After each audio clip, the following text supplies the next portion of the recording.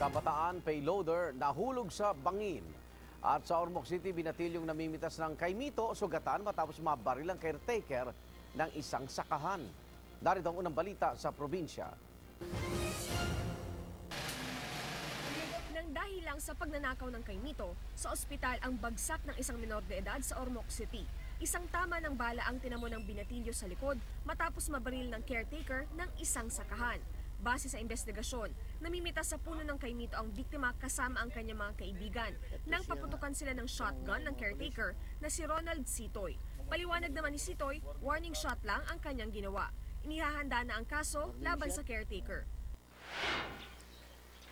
Sugat sa ulo at mga pasa sa katawan ang tinamo ng 28 taong gulang na si Ronald Tubanya matapos siyang gulpihin ng dalawang lalaki sa Bangged Abra. Kwento ng biktima, naglalakad lang siya pauwi mula sa trabaho nang biglang harangin ng dalawang lalaki.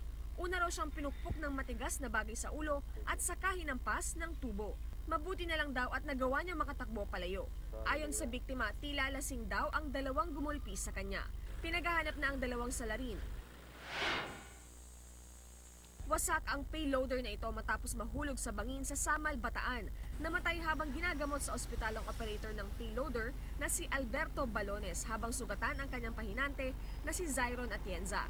Base sa paunang investigasyon, dumadaan sa gilid ng bangin ang payloader. Posible raw bumigay ang lupa sa gilid ng bangin dahil sa bigat ng payloader.